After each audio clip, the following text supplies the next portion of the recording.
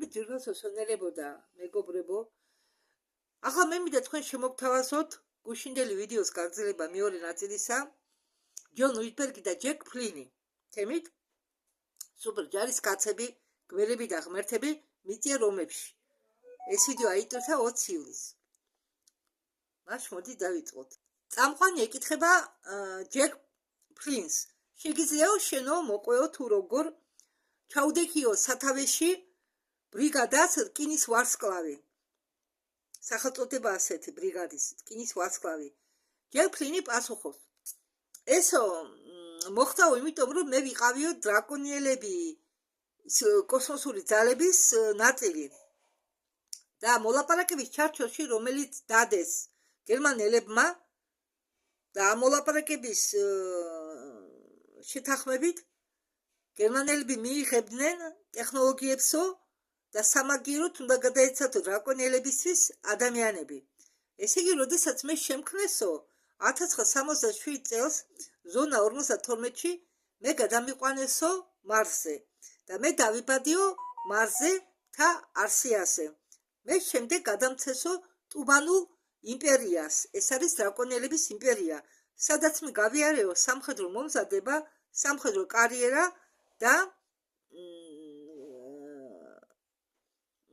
თანამდებობების მიხედვით ზევით ავდიოდიო და ბოლოს მე მივიღიო სახელწოდება მთავარსარდალისაო და ტიტული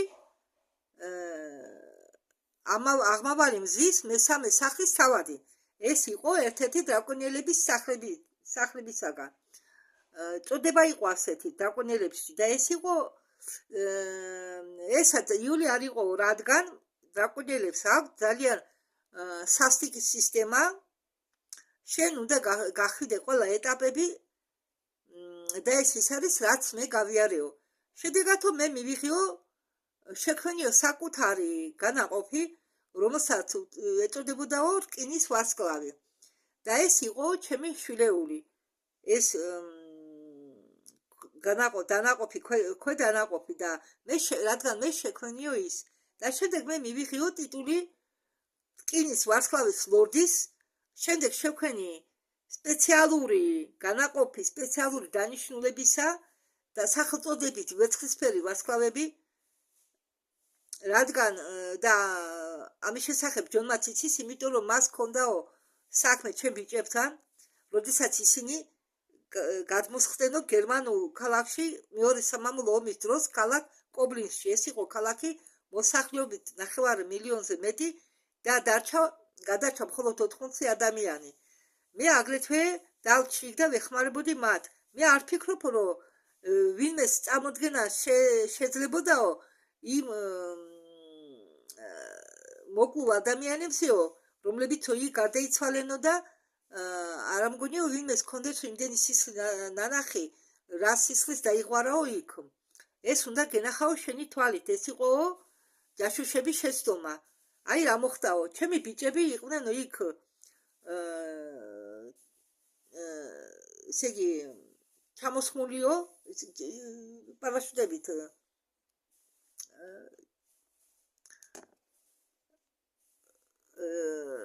ჩამოსხნენო იმ ქალაქში და შემდეგო რადგანო ჩვენო მივიღეთო მონაცემები, საჯაშუშო მონაცემები იმის შესახებ, რომ მოგონიო ანონაკები აპირებდნენ ქალაქში შემოჭრას და რაღაც ამდე გვარი.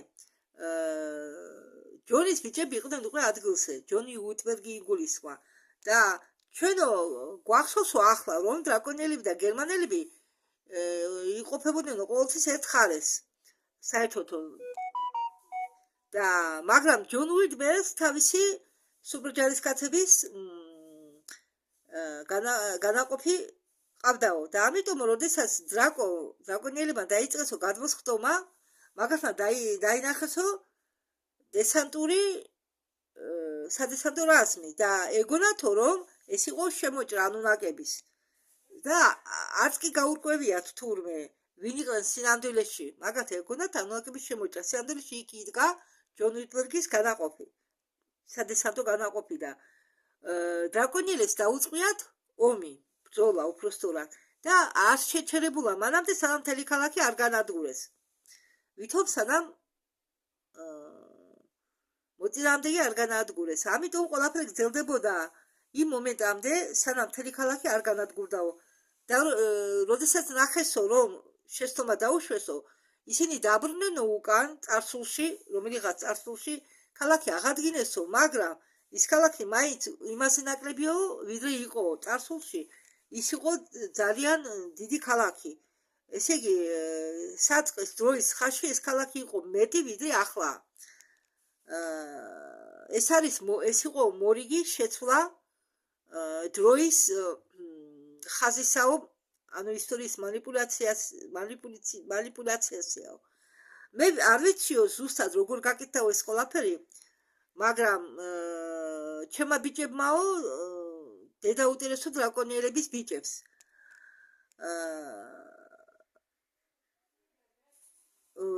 ჩვენო, ესე იგი, ძლიერ ძლიერები ვიყავით, რომ დრაკონიელებს მოვერიეთო. მაგრამ მათო ქონდათო დრაკონიელებს საუკეთესო იარაღი. და ტაქტიკაში უფრო ორგანიზებული იყვნენო. და ჩვენ არ უშინდებოდითო ტყუილებს, პირიქითო ტყუილებს უშურიდითო ჩვენ სხეულებს.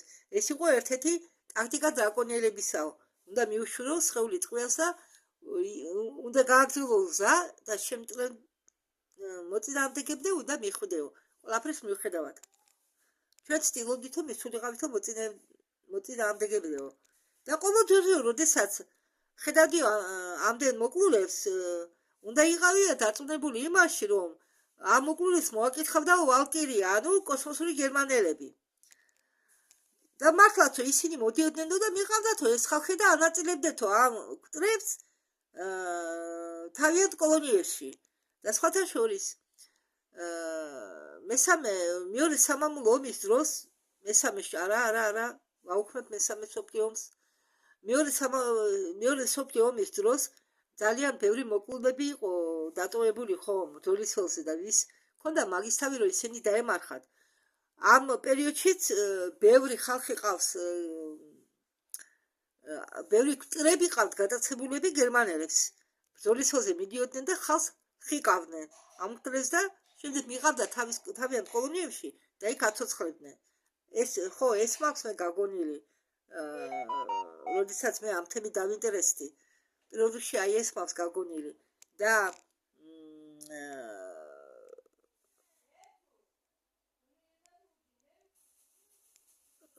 წამოღდი ეკითხება,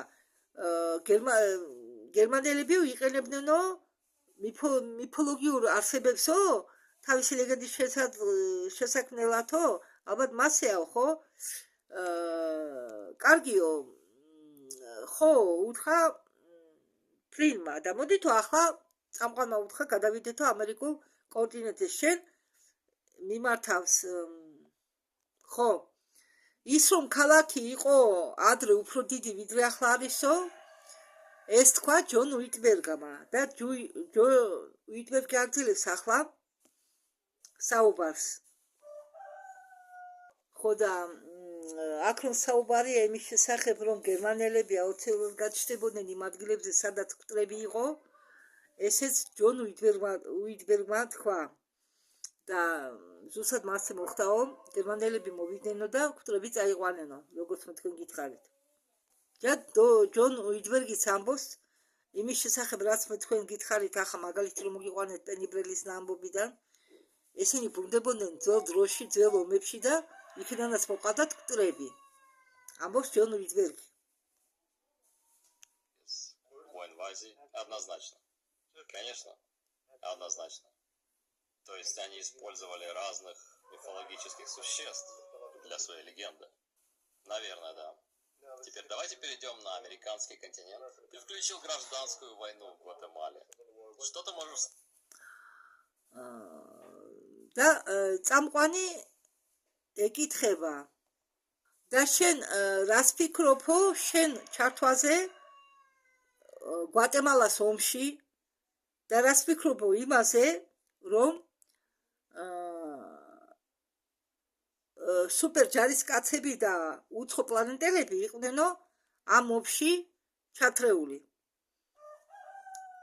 მეორე მსოფლიო ომის დროსო შემდეგო ამბობს ჯონ უიტბერგი მეორე მსოფლიო ომის შემდეგო მთელი სამყარო მთელი მსოფლიო გადავიდაო იმ ეტაპზეო რომელსაც მე უწოდებდიო გლობალურ ომსო ხო და ამ ომსო მე დავარქვიო ვარსკვლავური კარიბჭეების ომი მაგრამ გვატემალაში ჯერ ერთი იყო ბევრი პირამიდები და ესე იგი იყო ძალიან ბევრი კარიბჭეები ხო მეორედ ის რომ ეს იყო დაკავშირებული კომპანია United FR კომბი რომელსაც ახლა ეწოდება ჩიკიტა ახლა ბევრ ადამიანმა უკვე იცის რომ ეს კომპანია მარიონეტკა არის მიეკუთვნება ცერეულს იმისთვის რომ ჩანერგოს და განავითაროს ამერიკული ინტერესები ლათინურ ამერიკაში მაგრამ ის რაც ხალხმა არ იცის ეს ჩიკოკიტა აგრეთვე არის ერთ-ერთი კომპანია გამოყოფილი დედამიწელებისაგან ანუ კოსმოსური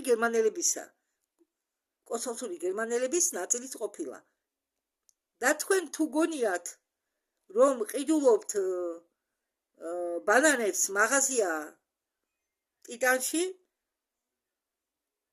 სამდრიში ეს ბანანები ეკუთვნის კომპანიას ჩიკიტას ესე იგი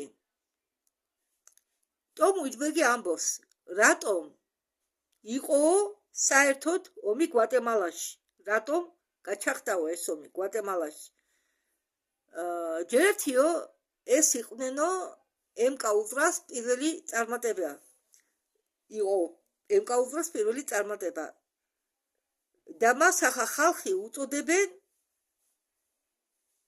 ხო როგორც მას ხალხი უწოდებენ აგრეთვე აქ იყო ცდილობა ამერიკელებს ჩაეგდოთ ხელში რაც შეიძლება მეტი ვარსკვლავური კარიბჭეები რადგან გვატემალაში იყო ძალიან ბევრი პირამიდები როგორც ახსენა ჯონმა აგრეთვე რადგან პირამიდები იყო კარიბჭეებიც მრავალი იყო ამიტომ იყო ბრძოლა ამ ტერიტორიაზე და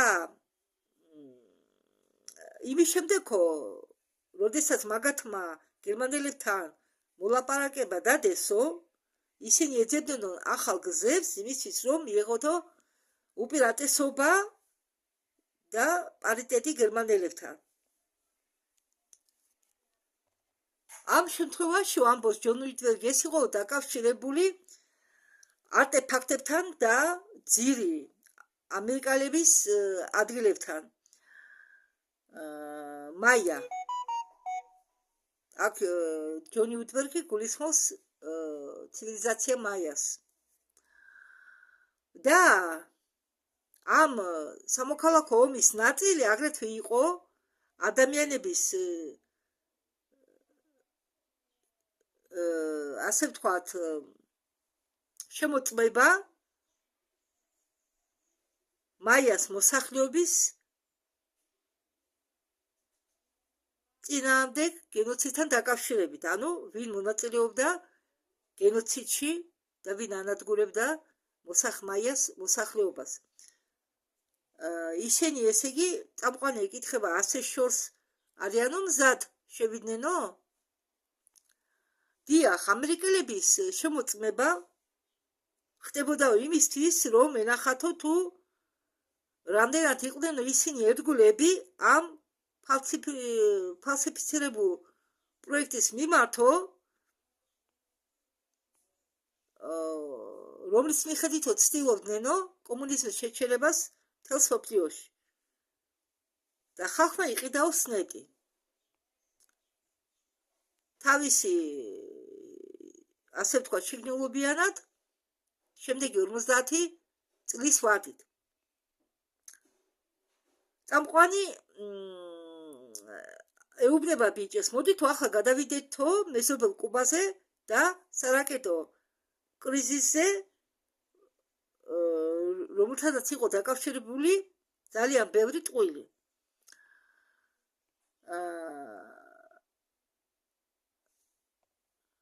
ჯონ უიტბერგი პასუხობს, რომ როგორც ყველასთვის არის ცნობილი,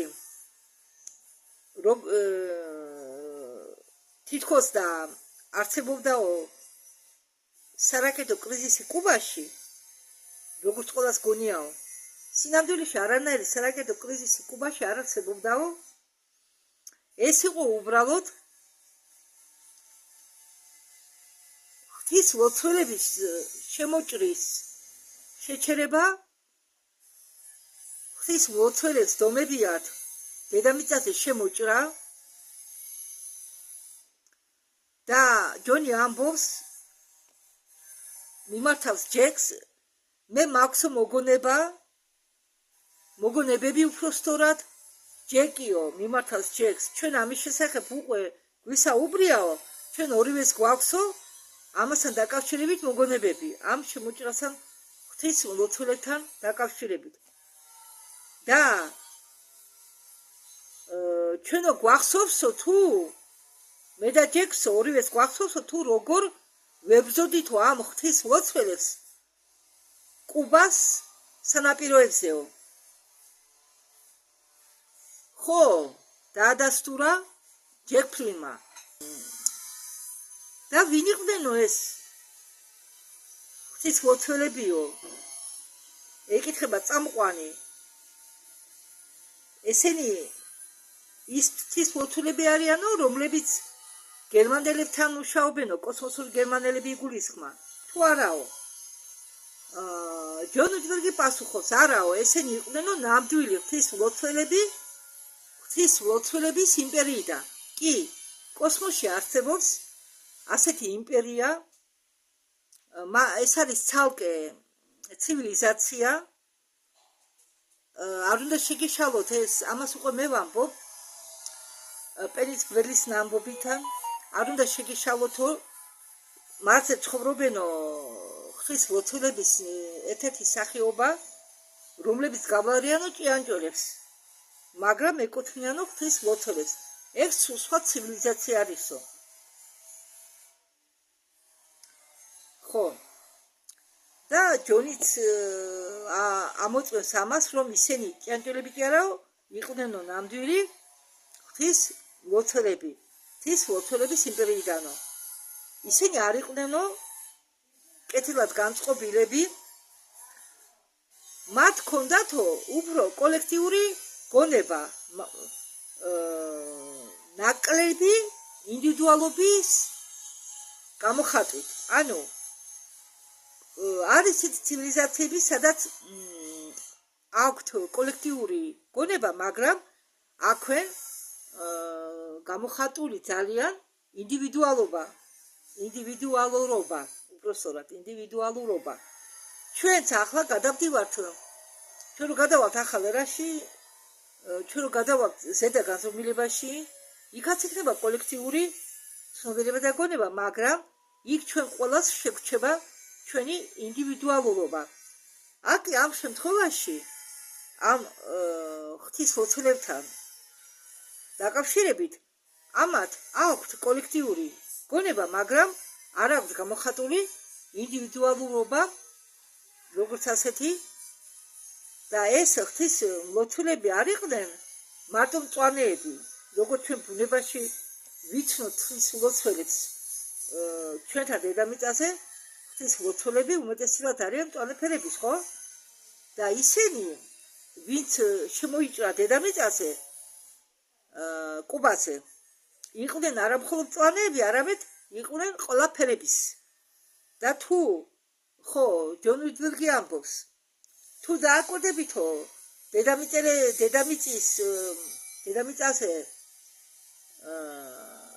მცხოვრებ ღვთის ლოცველებს, ისინი არიანო სხვადასხვა სახეობების. იგი გამოიყურებიანო ძალიან ეგზოტიკურად და წამოიდგინეთო, ახლა ეს ღვთის ლოცველები დიდ ზომაში ისეთები საშიშები იყვნენო, ისესაც შედ გამოიყურებდნენო. მათ ხომ თათები ქონდათ და ამ თათებით ვისაც გინახავთ ახლა ცოცხლად შეიძლება არ გინახავთ, მაგრამ მე მინახავს პატარა ღვთისმლოცველები და მაგათ აქვს ასეთი მოგრძო თათები, რომელიც ბასრია. ახლა წამოიდგინეთ პატარა ზომის ღვთისმლოცველს როგორი ბასრი თათი აქვს და ახლა წამოიდგინეთ თქვენ დიდი ზომის ღვთისმლოცველები, რომლებსაც დიდი ზომის ეს მოგრძო თათები აქვენ ბასრი და ამით ჯონ უდბერგი ამბობს, შენო ერთ წამზე ნაკლებ დროშიო დაგჭრიანო ამ თათებით და შენო როდესაც დაგჭრდნენო ნაკუწ-ნაკუწებად გადადიოდნენ შემდეგ ჯარისკაცზე და იმ ადგილასო მაგათმა აირჩიოსო ტუნელი, მიწისქვეშა ტუნელი, რომელიც გამოდიოდაო ზედაპირზე. წამყვანი ეკითხება, ესე იგიო, ეს ღვთისმლოცველები ცხოვრობდნენო შიდა მიწაში. გასაგებიაო. თურმე ამ უბრალოდ სიტყვებით გეტყვით ახლა, რომ არ დაიბნეთ. თურმე ეს ღვთისმლოცველები, ამ ღვთისმლოცველების ცივილიზაცია კოსმოსში მარტო კი არა, ნაცხოვრება შიდა მიწაში. შიდა მიწაში ამათ ქონიათ კოლონიები. როგორც ცნობილიაო ჩემთვის ამბობს ჯონ უიტბერგი. მაგრამ ამ ღვთისმლოცველებთან ეკითხება წამყვანი ჯონ უიტბერგს, მაგრამ ბრძოლებიო ამ ღვთისმლოცველებთან სატარდებოდაო შიდა მიწაში თუ მიწის ზედაპირზე. ჯონ უიტბერგა უპასუხა, მე მგონიაო ზედაპირზეო. ეს ხდება ხანდახან. ისინი გამოდიანო. თან ეს მათი გამოსვლა ზედაპირზე ხდებოდაო ადრეც, მაგრამ ადრე ამას არავინ არ აფიქსირებდაო. არ იყო მაშინ იმდენი კონტროლი და მათი გამოსვლა ხშირად ხდებოდაო ჯუნგლებში. და ჯუნგლებში ნაკლები ხალხი ცხოვრობს კი იცით. ნაკლები ხალხი დადის ხოლმე. ჯუნგლებში და სანაპიროზე. აი ეს იყო მათი ცდა შემოჭრისა. და კუბური სარაკეტო კრიზისი იყო უბრალოდ როგორც ფარდა. ამ საკითხის ასე თქვათ დამალვის მიზნით.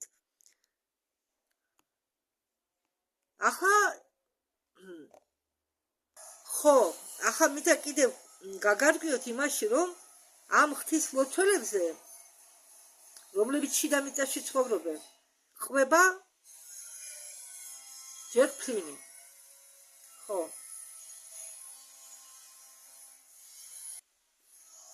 მე ტესტს კითხულობდა, თუმცა რა მნიშვნელობა ვინ რას ყვება, ორივე მოწმები არიან ამის.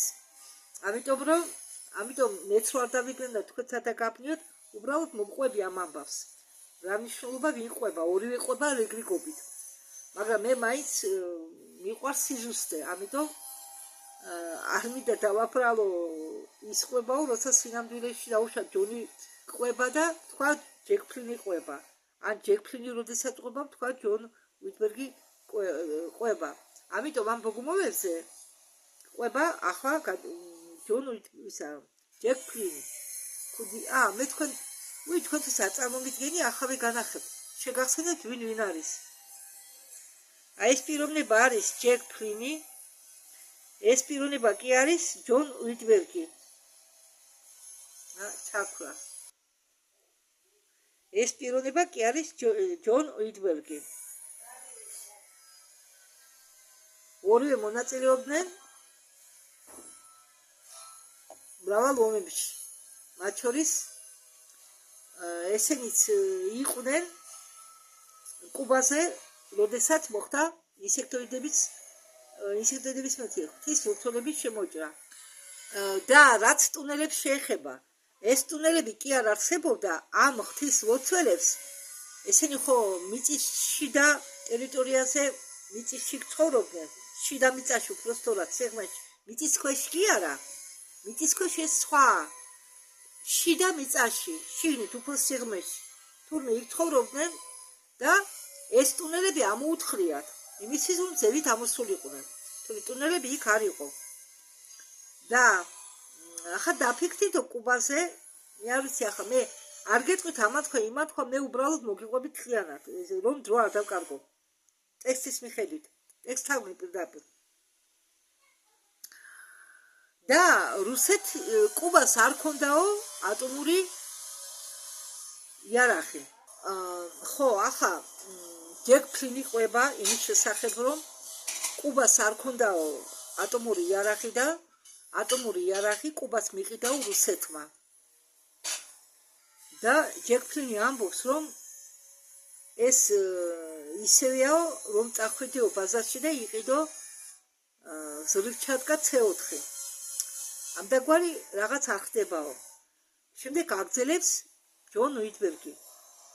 ხო, მე მიდაო ახლა შევაწყვეტინო ფლინს და მოგიყვეთო ძალიან სასაცილო ეპიზოდი, რომელიც მოხდაო ბრძოლის სულისას. იქ იყვნენო ხალხი სამხედრო კატერებზე. ის გაქრაო ძალიან საინტერესო მომენტში. რასაკვირველიაო, იქ იყვნენო ამერიკელები. მათ ყავდათო სამხედრო კატერები. და ისინი თვალს ადევნებდნენო იმას თუ რა ხდებოდაო სანაპიროზე, ზღვიდან, წყლიდან. მათ ეგზალებოდათო ამაზე მოყოლა. და ბელს არ ჯეროდათო, ვინც იქ იყო, მათგან ბელს არ ჯეროდათო იმისა, თუ სინამდვილეში რა ნახესო.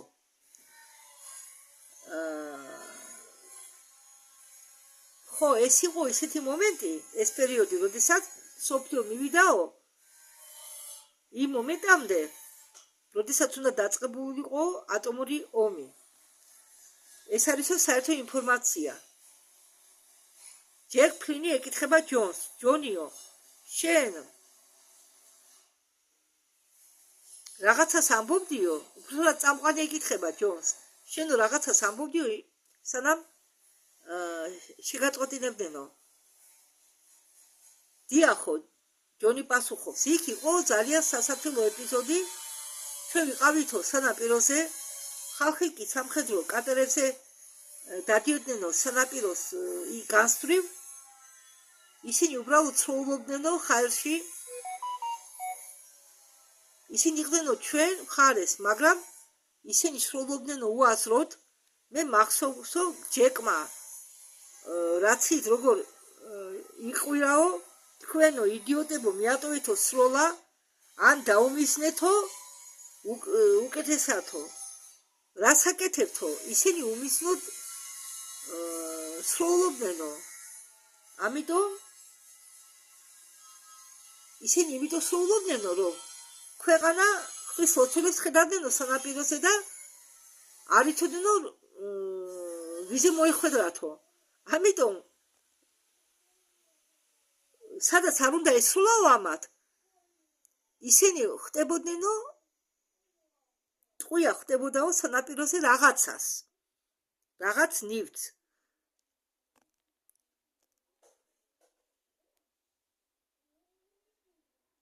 არა, მე ხა თქვენ არასდროს გითხარით.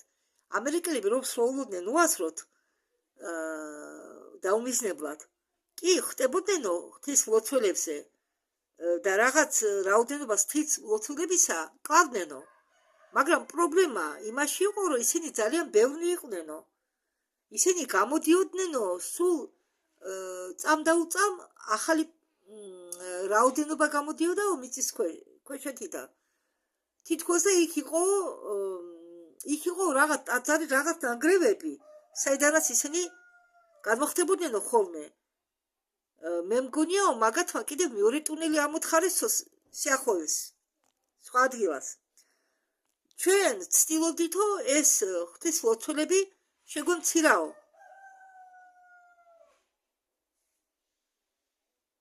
და ამ გამოსასვლელთან დავაყენეთო ასაფეთქებები, რომ შეგვეჩერებიაო ამ ღვთისმლოცველების დიდი ნაკადი, რომლებიც ზედაპირზე ამოდიოდნენ შეუწყვეტლივ. და წამყვანი ეკითხება და თქვენი მოქმედება წარმატებული იყო? დიახო. ჩვენ წარმატებას მივაღწიეთო. და კულისებს მიღმა სინამდვილეში ამერიკაც და კუბა ერთად მუშაობდნენო იმ მომენტიდან, როდესაც გამოჩნდნენ ეს ღვთისმლოცველებიო. და ამიტომ ჩვენ კუბაში არასდროს არ შეწყვეტილავთო, რადგან ღვთისმლოცველებთან ბრძოლაში ჩვენ გვეკავაო ერთი მხარე. იმიტომ რომ თუ ჩვენ რომელიმე ქვეყანა არ მოგწონდაო ამერიკელებს, ჩვენ უბრალოდ ვიჭრებოდით ამ ქვეყანაში. მაგრამ ეს აგრეთვე იყო მაგალითი იმისა, რომ შიდა მიწის ბევრი რასა არ არისო კეთილად განწყობილი ჩვენ მიმართ. ბევრი შიდა მიწიდანო, ბევრი რასა, ბევრი ცივილიზაცია შიდა მიწიდანო ვერ იტანენო იმათ, ვინც დედამიწის ზედაპირზე ცხოვრობენო. ესე იგი, და ისინი წინასამეტყველებდნენ თითქოს და რომ ზედაპირს დაიყურებდნენ და ემუქრებოდნენ ხალხს. რადგან ბევრი იმ რასებისაგან, რომლებიც შიდა მიწაში ცხოვრობენ, ადრე ცხოვრობდნენ მიწის ზედაპირზე და აიძულეს ბევრი რასა ჩასულიყო მიწაში. ამიტომ ისინი მათ, ვინც ზედაპირზე ცხოვრობ, ვერ იტანენო. მაგალითად, ნაგების რასა. ნაგები არიან, ნაგი რუსულად არიან ნახევრად ადამიანები, ნახევრად გველები. და ოდესღაც ეს ნაგები ცხოვრობდნენ ზედაპირზე და ადამიანებმა აიძულეს ნაგები მიწის ქვეშ ჩასულიყვნენ და ამ ნაგებს ხალხი არ უყვარს, ადამიანები არ უყვართ. თუ შენ სადღაც აზიაში აგერევა გზა და შეხვალ რომელიღაც გამოქვაბულში, რომელიც არის განლაგებული სიღრმეში, შენ აუცილებლად შეხვდები იქ ნაგების წყვილს. ისინი შენ უსიტყვოდ შეგახრამუნებენ. ბევრი რეპტილიები არიან ისეთები, რომლებსაც ადამიანები არ უყვართ. მაგალითად, კალიფორნიაში მთა შასტაში არის გამოქვაბული, რომელსაც ეწოდება პლუტონის გამოქვაბული, რომლის სიგრძე არის 5 მილი და ამ 5 მილის ბოლოში არის დაყენებული დიდი რკინის კარები, რომელშიც ვერ გახვალ. იმიტომ რომ ხალხი, როდესაც იქ შედიოდნენ, სადღაც ქრებოდნენ.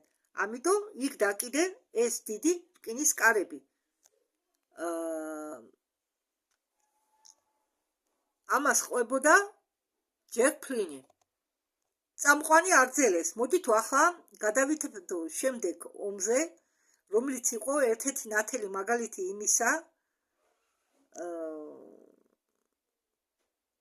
რასაც ჩვენ ვისაუბრეთო ამას წინათ. ანუ ომი ვიეტნამში. აქაც ჩვენ გვაქვს ორი ჯგუფი, დრაკონიერები და ამ შემთხვევაში ალდებარანელები. და ორიონის სინდიკატიო დაამატა ჯონ უიტბერგმა. გასაგებიაო, უპასუხა წამყვანმა.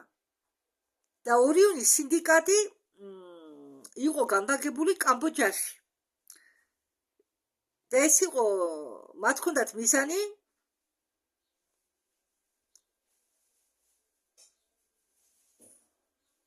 ანუ და კამბოჯაში შეჭრა იყო მიზეზი იმისა, თუ რატომ მოკლეს კენედი. ანუ თურმე კენედი მოუკვლიათ იმის გამო, რომ ალბათ კენედი იყო წინააღმდეგი, კენედი ხო მაშინ პრეზიდენტი იყო იმ დროს იყო ეთქობა. და იმ დროს მოკლედ ზუსტად კენედი, რადგან ალბათ არ უნდოდა კამბოჯაში შეჭრილიყვნენ ამერიკელები. ხო და აი მიზანი სიკვდილის კენედისა იყო ზუსტად ეს კამბოჯაში შეჭრა. თავისი სანამ მოხდებოდა სიკვდილამდე მას ჰქონდა გამოსვლა, სადაც მან ახსენა ЦРУ და აგრეთვე სადაც თქვა,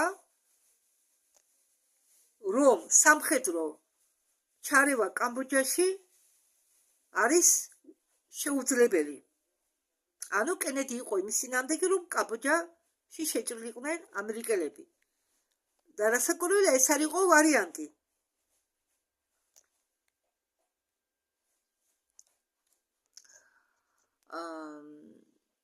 აგრეთვეო, ახლა მე ფიქრობ, ამბობს ჯონ უიცბერგი, რი დავიწყო.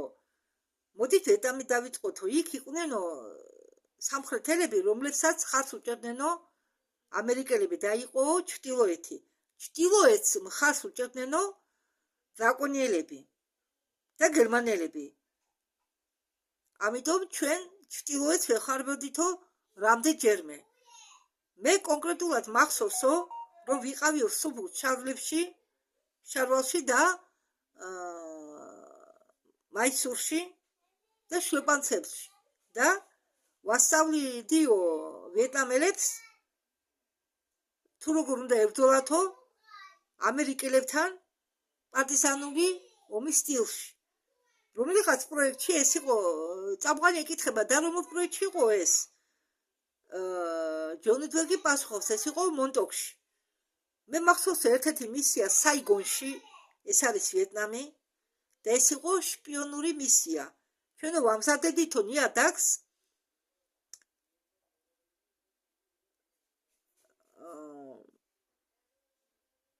იმისთვის რომ შემდგომ შეგვედიაო. ეს იყო ალბათ 67-68 წელსო. მე არ მახსოვს ზუსტად რომელ წელს იყო, ჩვენ ვიყავითო აქტიურები. ვიყავითო ЦРУ-ს აქტივები. მაგრამ ჩვენ მონაცემებს გადავცემდითო გერმანელებს, რომლებიც შემდგომ მონაცემებს გადაცემდნენო ვიეტკონგს ჩრდილოეთში. მე მახსოვს რომ მე მქონდაო ღამის კლუბი და იქ რაღაც პერიოდი ვასრულებდიო სხვადასხვა ერთჯერად დავალებებს. მე ვერბულკას უკეთებდიო ორმაქ აგენტებს ЦРУ-სთვის, მაგრამ შემდეგო მათ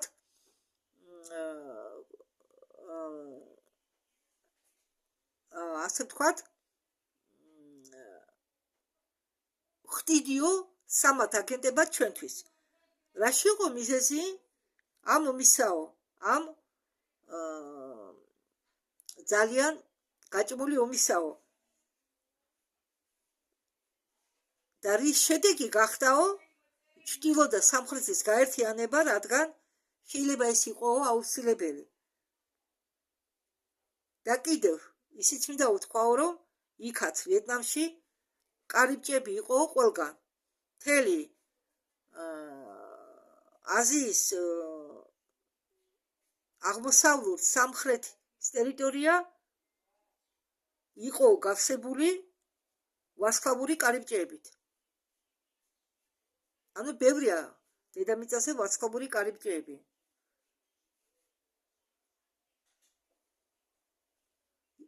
და ამ ტერიტორიაზე, ამ ვიეტნამის ტერიტორიაზე, გვატემალაზე უფრო მეტი კარიბჭეა, ვიდრე არავიულ ნახევარკუნძულზე.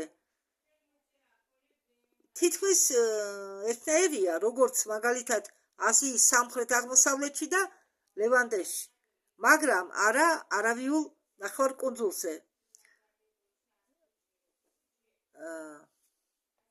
და ამ ესე იგი მთელი სამხრეთ აღმოსავლურ სამხრეთ ნაწილში აზიაში ყოფილა ყველაზე მჭიდრო ქსელი ამ კარიბჭეებისა. წამყვანი ეუბნება ხა ბიჭებს, მოდითო გადავიდეთო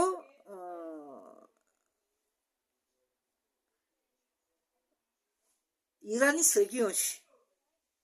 ირანული რევოლუცია მოხდაო სულ სხვა მიზეზებით და არა იმ მიზეზებით,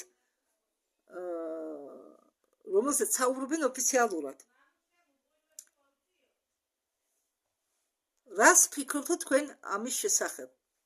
ჯონ უიტბერგი ამბობს, მეო ახლახან გამახსენდაო, რომ ახლახან რამდენიმე დღის უკან გამახსენდაო, რაღაცებიო, მაგრამ ჯეკი, მე ზუსტად მახსოვს, რომ მგონიო, რომ ირანული რევოლუცია იყო ფაქტიურად ხელისუფლებაში გერმანელების მარიონეტების მოსლის გზა. ესე იგი, აქედან გამომდინარე, მე ასე გავიგე, რომ თურმე ირანული რევოლუცია იმიტომ მოახდინეს, რომ ხელისუფლებაში მოეყვანათ კოსმოსური გერმანელების ხალხი, მარიონეტები. ხო, ამბობს ჯეკი.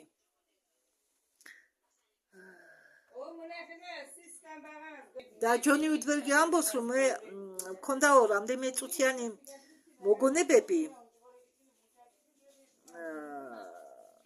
თუ მე როგორ ვიყავიო ირანის სარევოლუციო გვარდიაში და ვაძლევდი მათ რაღაც სივარდგებს იმისთვის, რომ გამეძლიერებიაო მათი ხალხი. მათო უმჯობესდებოდათო მხედველობა, რომ უკეთესროლათო, ან რაღაც ამდაგვარი. და ეს იყო ერთი ნაწყვეტი ეპიზოდი, რაც მე გამახსენდაო.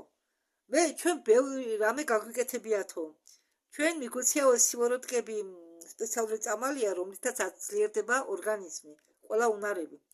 ჩვენ უნდა მიგვეცათო ეს პროდუქცია ჩვეულებრივ ბიჭებზეო, იმისთვის რომ დახმარებოდითო მათ გაემარჯვათო და უპირატესობა მიეცათო, რომ უპირატესობა ყოფილიყო მათ მხარეს ბრძოლისას, ბრძოლის პერიოდში.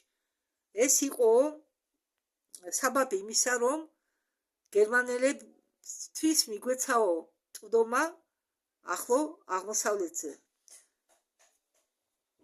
კარგიო, წამყვანი ამბობს, მოდითო ახლა გადავიდეთო ლივანის ომზე. მოდითო მე გამოვიცნობო თუ რა იყო მიზეზი ამ ომისაო. ეუბნება ხა წამყვანი და ეკითხება, ომის მიზეზი ისევ კარიბჭეებიაო? დიახო.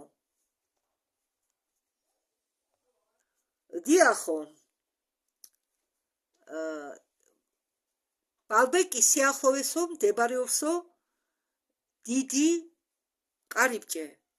აგრეთვე ამობს ქონდაო კავშირი შიდა მიწასთან, მაგრამ არა ღვთისმლოცველების ცივილიზაციასთან, არამედ რაპტორების ცივილიზაციასთან, როგორც მათ ხალხი უწოდებსო.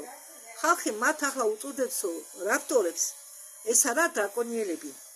რაპტორები გამოიყურებიან სხვაგვარად, აქვე მოგძო პირი, გელივით მოგძო პირი, კბილები, გალესილი, სამი თითი აქვე, ბრჭყალები აქვე და ისინი იკვებებიან ხორცლით, ადამიანის ხორცლით, თუ ჩაუვარდეთ.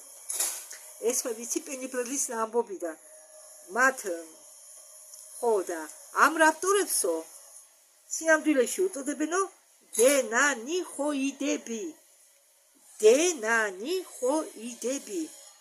ეს არისო სამხედრო ტერმინი, იმიტომ რომ ისინი გამოიყურებიანო როგორც დეინონიხები, დინოზავრები. ხო, დინოზავრების ის არის შთამომავლები ესენი. და რეპტორი მათ მიეწებათო როგორც ტერმინი 90-იანი წლების პოპ კულტურიდან. მოკლედ რომ თქვათ,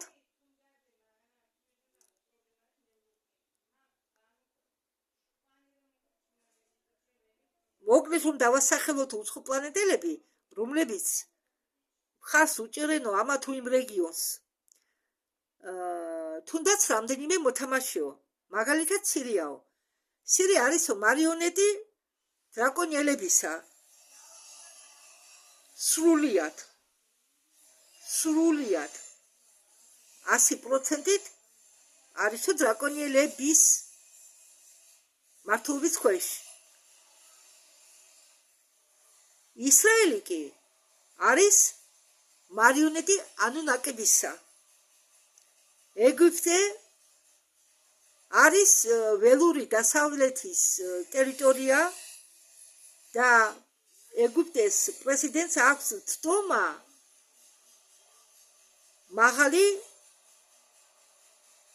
მაღალი დონის თდომა უფრო ვიდრე ამერიკის პრეზიდენტს. ანუ ეგვიპტის პრეზიდენტი რანგით ეგვიპტის პრეზიდენტს უფრო მეტი უფლებები აქვს საიდუმლო ინფორმაციის მიმართ.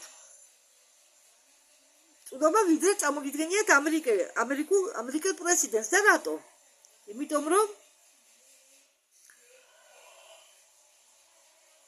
მის ქვეყანაში იმდენი აქტივობა, რომ თვითონ ეგვიპტე არ არის ტერიტორიულად იმხელა, რამდენის აქტივობებია ამ ტერიტორიაზე. ხომ გესმით ჩემი? იქ არ არის ბევრი ადგილი, რომ ყველაფერი შეინახო. ამიტომ იქ ეგვიპტის ტერიტორიაზე ყველგან არის განლაგებული ბაზები, რომლებიც ეკუთვნის უცხო პლანეტელებს. ესე იგი, ახლა წამყვანი ეკითხება, თქვენ თუ ამბობთო, რომ მაგალითად კონცენტრაცია შტატებში, სადაც ცხოვრობენ ჰიბრიდები, რაღაც კონცენტრაცია ამ ჰიბრიდებისა შტატებში არსებობს, მათ უკავიათ ადგილები, ეგვიპტეში ყველაფერი თავმოყრილია ერთ ადგილას. თუ ამერიკაში გაფანტულია ეს უცხოპლანეტარული წარმომადგენლობა, ჰიბრიდები, ადამიანები და უცხოპლანეტელებს შორის, ამერიკა ხომ მეტი დიდია ტერიტორიულად და იქ გაფანტულია და შეიძლება რაღაცები დამალო, მაგრამ ეგვიპტის ტერიტორია მცირეა ტერიტორიულად ვიდრე ამერიკა და ყველაფერი განლაგებულია ერთ ადგილას და ყველაფერი ნათლად ჩანს, ვერ დამალავ ვერაფერს. ყოველდღე შენ თვალწინ დგას ყველაფერი. და ამან ყველაფერმა ჩვენ მოგვიყვანა არაბულ გაზაფხულამდე. მოიცადე შეაჩერა წამყვანმა, ჯერ რომ მოყევიო ლიბანზე. ხო და ახლა აგზელებს ისევ ჯონ უინბერგი ყვება ამას ყველაფერს. ჩვენო ქონდათო კონკრეტული ამოცანა ერთ ღვინოს ქარხანასთან დაკავშირებით. ადამიანი, რომელიც ფლობდა ამ ღვინის ქარხანას, იყო ძალიან ხნიერი, მაგრამ ამ კაცმა ყველაფერი იცოდა უცხოპლანეტელების შესახებ და საიდან გაიგო არ ვიციო. მე მგონიო ეს კაცი იყო ექსტრასენსი. ანუ რაღაც ძალას ფლობდა და ყველაფერს იგებდა და არ ყვებდა. ის ჩვენ გვიხდიდაო საფასურს ღვინით. მაგალითად ჩვენ დღისით ვებრძოდითო რაფტორებს, საღამობით კი სვამდითო იმდენს, სანამ თევზზე დადგომა არ შეგვეძლო. ეს იყო სინამდვილეში არ იყო ცუდი, რადგან მე ამასე არ ვიტყოდი, რომ ჩვენ მივლინებაში ვიყავითო, ან მშობლებაში, ვერ ვიტყოდიო, მაგრამ ეს ჩვენი მდგომარეობა უდრიდაო უფრო სამხედრო დავალებას. ამიტომ მივლინებასთან და მშობლებასთან არც ისე შესადარი არისო. რაფტორები რაც შეხება რაფტორებს, ჩვენ რაფტორებთან გვიათ ურდებოდაო ბრძოლა. იმიტომ ახლა ჩვეულებრივი ჯარისკაცო რაქტორები გახლიჩავდნენ შუაში. მაგრამ ჩვენ ხომ აღგავდით უბრალოდ ჯარისკაცებს. რაქტორებს არ ქონდათო ვინტოვკები და ისინი არ გვესროდნენ ჩვენ.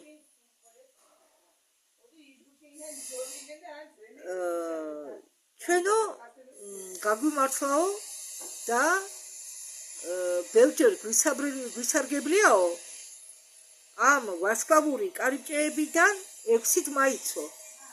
ჩვენ გავდიოდითო ამ კარიბჭეებში ბალბეკის სიახლოვეს მეორეთ მესამეთ ხო აი ეს ბალბეკის კარიბჭეები არის ყველაზე დიდი უზარმაზარი კარიბჭე თუ რაც კარიბჭეები არის დედამიწაზე ყველაზე დიდი ბალბეკის კარიბჭეა. და ჩვენ მისის დროს მაგით ხშირად არ გვისარგებლიაო, მაგრამ მაინც გაგვივლიაო. კუვეთში ეკითხება ახლა წამყვანი და რა იყო ომის მოტივი კუვეთში? ნამდვილი ომის მოტივი, რომელიც ცნობილიაო როგორც ომი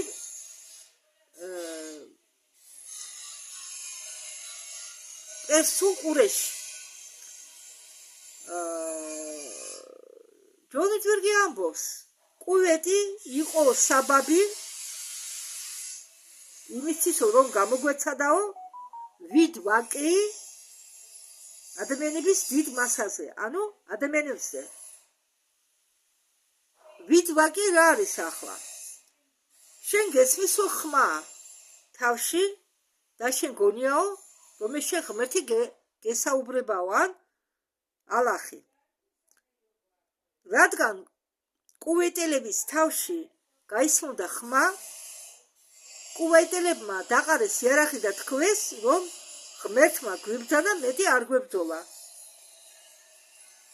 მოგვიანებით ამათმა ყველაფერი გაიგეს.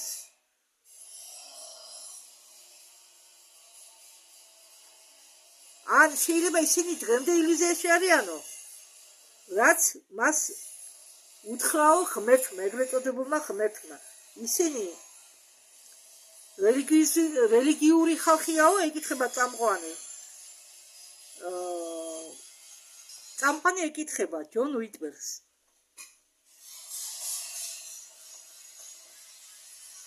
ომი ერაყში დაიწყო კარიბჭის გამო? ამის შესახებ ხშირად მოიხსენიებენოს. და ეს კარიბჭე, რომელზეც საუბრობენონ, თითქოს ერაყში არის კარიბჭე, რომელიც დაკავშირებულია სხვა ბაზებთან. მართალიაო თუ არა, რომ ომი დაიწყო ამის გამო, თუ რამე სხვა ასპექტი არსებობსო. ჯონ უიტბერგი ამბობს, დიახო. უფრო მეტათო, მეტწილათო. კიო, კარიბჭის გამო დაიწყო ერაყში ომი. მაგრამ ეს აგრეთვე იყო მორიგი შემოწმება ამერიკელებისა. მაგათმა მოაწყვესო 11 სექტემბერი, რადგან უნდოდათო ამერიკელების ნებისყოფის შემოწმება და ენახათო თუ რამდენად შეეძლოთო ამერიკელებს გაბრაზება და შორს წასვლა. რამდენი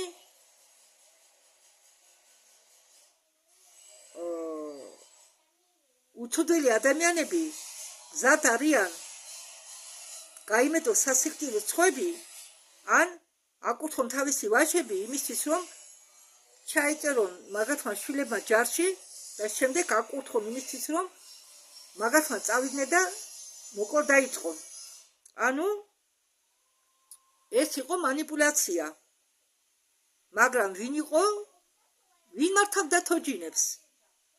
ვინ იყო თოჯინების ამ მარიონეტების მმართველი? და ვინ იდგა ამ ფსიქოლოგიური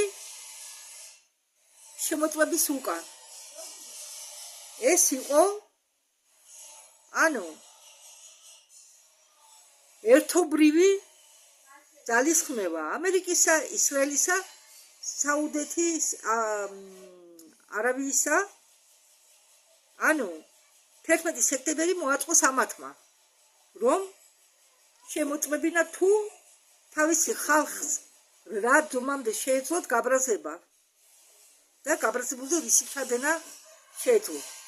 კითხვას ისე მე არ დავიჯერე, თვითონ ამერიკელებმა მოაწყოსო 11 სექტემბერი, მაგრამ მარტო ამერიკელები კი არ იყო მას შარეული, თუმცა ყოფილა ისრაელი და საუდოვსკая არავია, საუდეთის არაბეთი.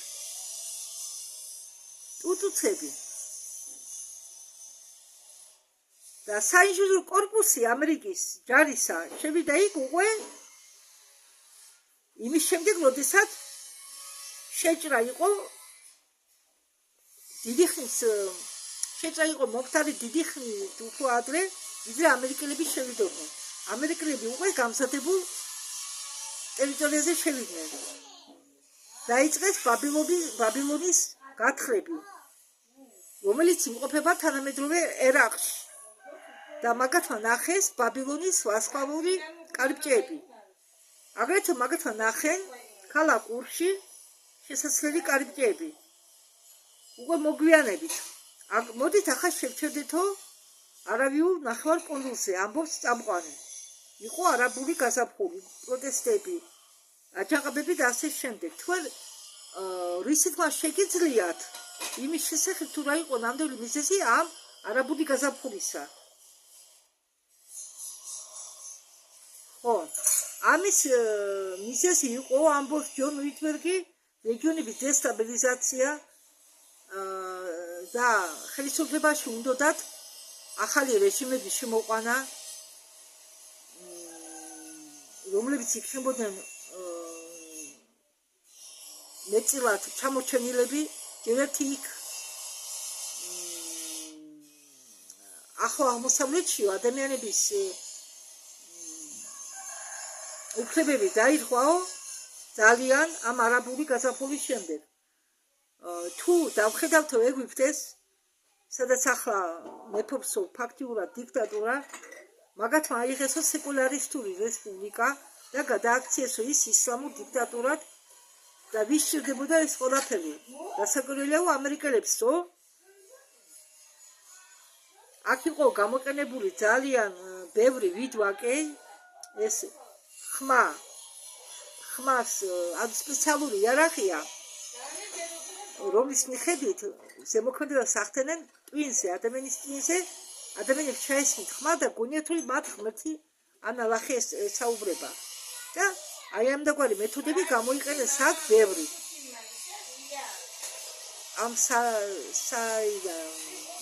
არაბიაში, საუდოვსკая არავია. რომლებიც შემდეგ ქმნიდნენ რევოლუციას და აღდებდნენ ხელისუფლებას. მე დარწმუნებული ვარო, რომ იქ იყვნენ სუპერ ჯარისკაცები, რომლებიც ჩანერგესო ამ აჯანყებულების რიგებში.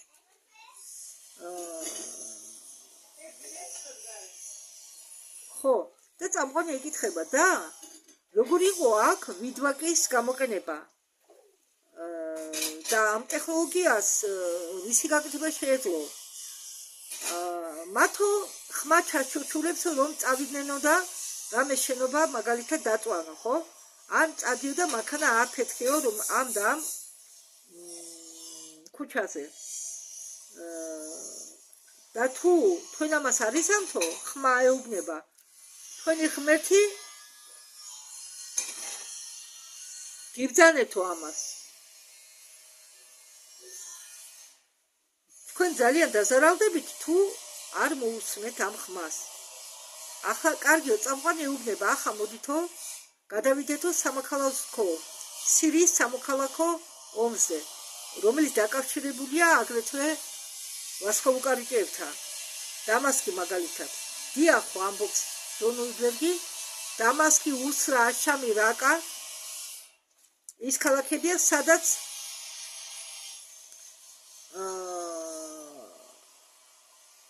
მაგალითად ლატაკის პროვინციაშიო მთის ქვეშ არისო კიდევ ერთი ვარსკვლავური კარიბჭე. ეს კარიბჭე პატარაა ძალიან, მაგრამ ის იქ არსებობს, არის სირიას ხას უჭერენ დრაკონიელები. ეს იყო მათი დრაკონიელების ხარდაჭერა სირიას ჰქონდა წარსულ კვირამდე, რადგან წარსულ კვირას რეჟიმი დაიცაო. აჯანყებულებს კი ხას უჭერდნო გერმანელები და ჩვენ მათ ვეხმარებოდითო. მე მაქვს რაღაც მოგონებები ამ ომთან დაკავშირებით, თუ ჩვენ როგორ ომობდითო და როგორ ვეხმარებოდითო მათ. მაგრამ ჩვენ ყოველთვის იყავით ფრთხილად, რომ სხვა ეპოქის იარაღი არ გამოგვეყენებინებინა. წამყვანი ეუბნება, ეკითხება უпроსტურად. თქვენ ხანდახან იყენებთო ხმოვანი იარაღს ან პლაზმური იარაღსო? კიო, ჩვენ ხანდახან ვიყენებთო პლაზმური იარაღს. თუ თქვენ შორს ხართო ქალაქიდან, ამის შესახებ მაინც გაიგებენო. ჩვენ აგრეთვე ვაწარმოებდით ომს ბალკანებზე, რასაკვირველიაო, ბალკანეთი იყო უცხოპლანეტელების გავლენის ქვეშ. შენ შეგიძლიაო თქვაო, თუ ვინ იდგაო ამ ბალკანების უკან. მე თითქმის არ მახსოვსო, მახსოვსო ცოტა მხოლოდ, მაგრამ მე ვფიქრობ, რომ ბალკანეთის ომების უკან იდგაო ალდებარანელები. ისინი მხარს უჭერდნენო სერბებს, ვიღაც სხვა, არ მახსოვს ზუსტად ვინ, მხარს უჭერდნენო კოსოვარებს. წამყვანი ეკითხება, რაში შედგებოდა ამ ომის მიზეზი. მე პასუხობს ჯონ ვიტბერგი, მე ვფიქრობ, დნმ-ის გამო ხდებოდაო ეს ომი. ესე იგი, მათ უნდათო დნმ-ის ჩაგდება ხელში, ეკითხება წამყვანი, მათ უნდათო კონკრეტული ჯგუფების ან ხალხის გენოტიპის დნმ-ის ჩაგდება ხელშიო? ჯონ ვიტბერგი პასუხობს, უпроსტად მათ უნდათო განადგურება კოსოვარების და ბოსნიელებისაო. აღმოსავლურ ბლოკში ალდებარანელები იყვნენ გამოყრილი მეორე სამამულო ომის დროს და სხვა კონფლიქტების დროს დედამიწაზე. ამიტომ უმეტესწილად ამ ომებიდან ეს იყო ომები განადგურებაზე. ამიტომ რომლიღაც ჯგუფი ან რომლიღაც რაიონი, რომლიღაც ჯგუფს ან რომლიღაც რაიონს ექნება რაღაც რაოდენობა, ვთქვათ, ჰიბრიდებისა ამ და ამ რასისა, რომლებიც ცხოვრობენ იქ, ან რომლიღაც დნმ, რომელსაც რომლიღაც ჯგუფი მოუნდომეს წაშლას, განადგურებას. ამიტომ ბევრი ჩვენი პატარა კონფლიქტებისაგან იქმნება მაშინ, როდესაც ვინმეს არ უნდა, რომ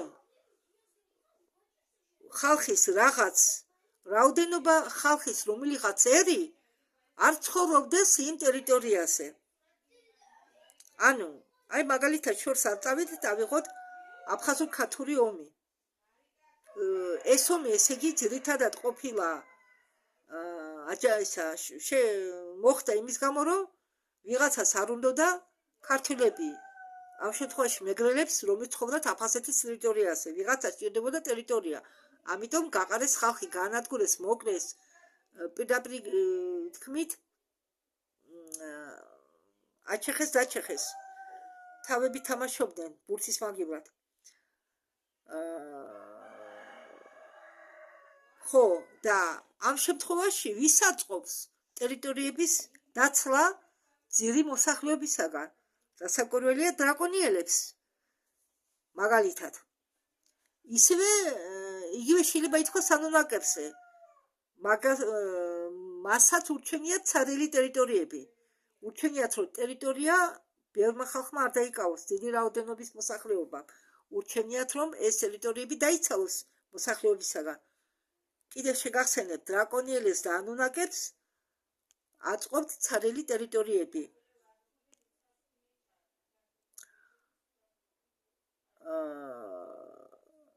იცით რა ამბობს ჯონ ვიტბერგი, რომ დედამიწასეო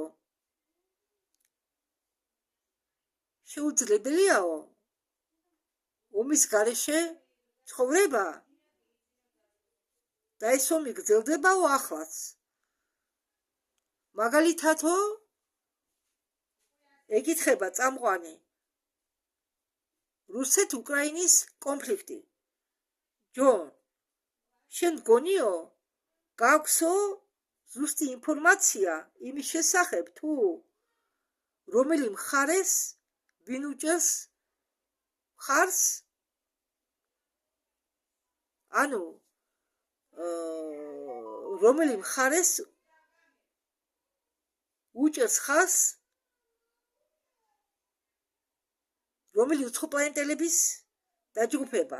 ანუ მაპატია ცოტა დაფნეულად გითხარით. ანუ ის რას ეკითხება ხა წამყვანი ჯონს? რომელი უცხოპლანეტელები უჭერენ ხარს რუსეთს და რომელი უცხოპლანეტელები უჭერენ ხარს უკრაინას. ახლა უფრო გასაგებია. უკრაინასო ხარს უჭერენო კოსმოსური გერმანელები და დრაკონიელები. რუსეთს კი ხარს უჭერსო ალდებარანელები. იგივე ტაუკიტიანები. და მე ტრამვის მომტანი მოგონებები მაქვს ხანდახან. როდესაც საუბრობო ომზე უკრაინაში, რადგან ეს არის ახლანდელი ამბავი ორივე ჩვენთვისაცო და ჯეკ ფრინისთვისაცო. ეტყობა ეს ბიჭები მონაწილეობდნენ ამ ომებში.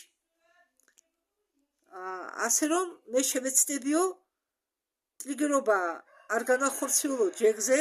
მე მახსოვსო რომ ჩვენ ვიყავითო სადღაც სამხრეთით. მე ფიქრობო სადღაც ხარკოვის სამხრეთითო ხარკოვიდან სამხრეთითო ვიყავითო იქ სუპერ ჯარისკაცების ჯგუფთან ერთად, რომლებიც დღეს არიან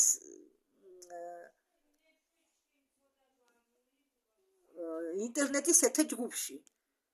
ჩვენ ვაწარმოებდითო უკრაინელი ჯარისკაცების მომზადებას იმისთვის, რომ მათ უკეთესად ეომათო რუსებთან. შემდეგ ისინი მიდიოდნენ და არხოდნენ მტრის ხაზს. ანუ იმარჯვებდნენო. მე აგრეთვე მახსოვსო ძალიან სასტიკი ეპიზოდი, როდესაც ჩვენ შევიჯახეთო რუს სუპერ ჯარისკაცებს და მათთვის იოლი არ იყო. ჩვენ მოუგეთო მათ ჯამში, მაგრამ ჩვენც კარგად მივიღეთო მათგან. მე თქვენო აგიხსენთო ამას, აი მაგალითად გაიხსენეთო ზამთრის ჯარისკაცი. ეს იყო რუსული კოსმოსური პროგრამის და სუპერ ჯარისკაცის პროგრამის დასაწყისში. ესე იგი, წამოიდგინეთ ზამთრის ჯარისკაცი, რომელიც არის უფრო ძლიერი, უფრო სწრაფი. მე ვიტყოდი, რომ მათი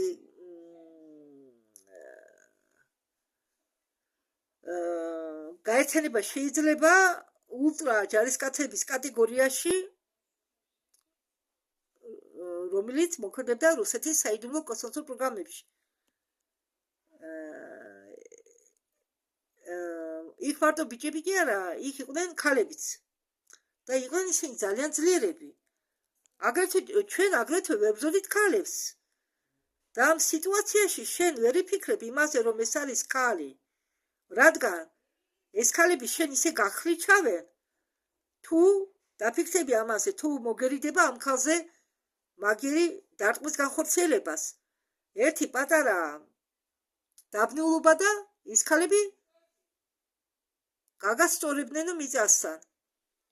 შენ ბუკვალურად გაგხლიჩავდნენ შუაში. ხო. მე ვიყავი იმ დროსო გიდრო ჯარისკაცი. ხო. ჯეკ ფრინი ამბობს, ჯო, გახსოვსო, რომ ჩვენ ძლივს გავიყვანეთო ჩვენი ულტრა ჯარისკაცები და სუპერ ჯარისკაცებიო. ყველაფერი გასაგებიაო.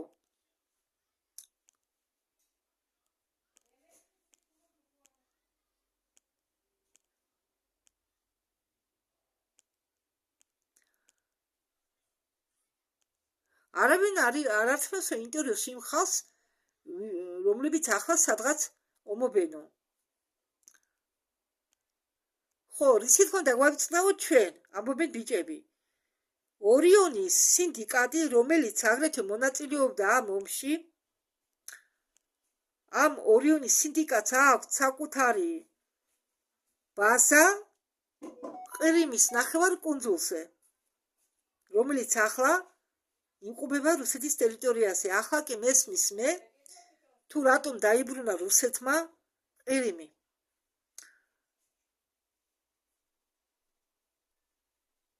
და რუსებიო ამ სინდიკატის წინამდებ ომობენო, ებრძვიანო ამ სინდიკატს.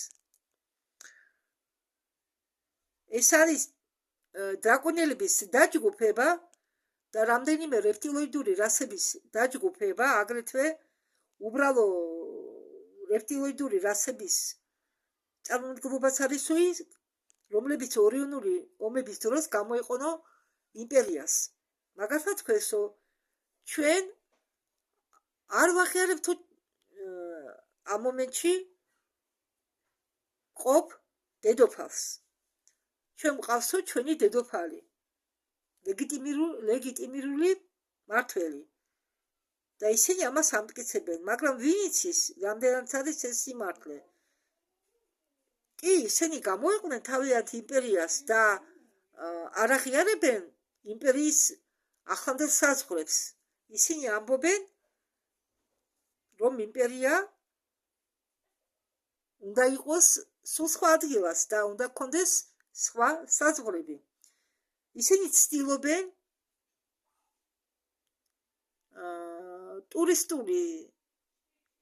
თავისი ტურისტული საქმიანობის მეშვეობით უკვე 30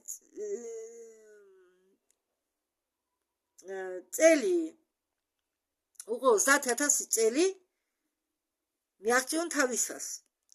აგრეთვე ბოლო დაჯგუფება, რომელსაც ჩვენ ვახსენებთ, ეს არის ნაგა.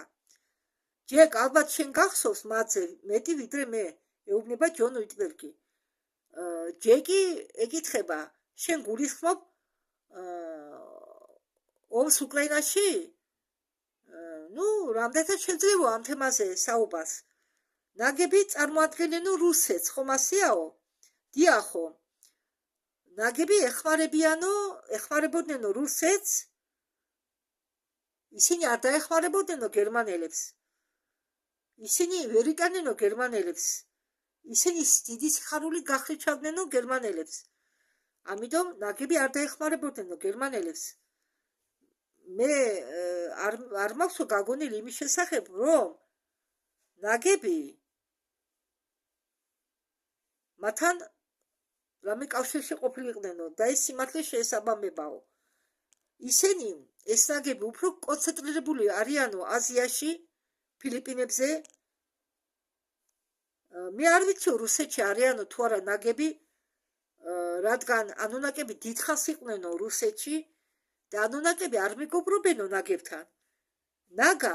ნაგები ეს არიანო ცალკე ძალა და ეს ძალა, რომელსაც ანგარიში ეს ის ძალა არის, რომელსაც ანგარიში უნდა გაუსწორო, თუ გაითვალისწინებო მათ ზომებს და იმ ტექნოლოგიებს, თუ რა ტექნოლოგიებიც აქვეყნო მაგათ განვითარებული. და ისინი აქ იმყოფებიანო უფრო ხანძლივად ვიდრე ჩვენ, ანუ უფრო ისტორიულად. და რა ჭირდებათო მათ ამ ომისაგან, ეკითხება წამყვანი. ალბათ უფრო მეტი პოლიტიკური უსაფრთხოება, რის გამო ხალხი ომობს. ახლა წამყვანი ეკითხება ბიჭებს, არის თუ არა რაღაც პროგნოზები იმასთან დაკავშირებით, თუ ვინ გამოვა ამ ომში გამარჯვებულები. მე არ ვიციო ვინ პასუხობს ამას, გონი ჯონ უიტბერგია. ამის სხვა ჭირსო, რადგან აქ გამარჯვებული არ იქნებაო. უბრალოდ უნდა მიატოვონო ომი, კონფლიქტი. ხო, წამყვანი ეთანხმება.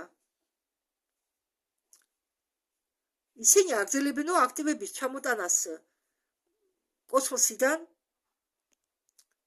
ასე რომ ბევრი ამ აქტივებისაგან რუსეთის კოსმოსური კოლონიებიდან და გამოყოფილი მათ კოლონიებიდან მათი მონაწილეობით სუპერ ჯარისკაცების პროგრამებში უნდა გავახსოვდეს, რომ ისინი გამოიყვენო, ეს მათ ჰქონდათ თავიანთი რუსეთს ჰქონდათ თავიანთი საკუთარი საიდუმლო კოსმოსური პროგრამები, ამიტომ მათი ტექნოლოგიები არ არის ისეთი, როგორც აქვენ გერმანელებს. ისინი არ ვაჭრობდნენ იმავე რასებთან, ისინი ვაჭრობდნენ იმავე რასებთან, მაპატიეთ. ისინი არ ვაჭრობდნენ იმავე რასებთან, რომლითანაც ჩვენ გვქონდათ ვაჭრობა. ამიტომ ვინც იცო თუ ისინი სად პოულობდნენო იმათ, ვისგანაც ყიდულობდნენო შემდეგ ტექნოლოგიებს. წამყვანი ეკითხება, ჯო, შენ ამბობდი, რომ იკავიო დაკავებული ომების ინიციირებით ჯგუფთან ერთად. მაგრამ ეს არ იყო სიაში, ეს სხვა გადაცემაში იყო. კარგით, ამით დამთავრდა ვიდეო, მადლობთ ყურადღებისთვის.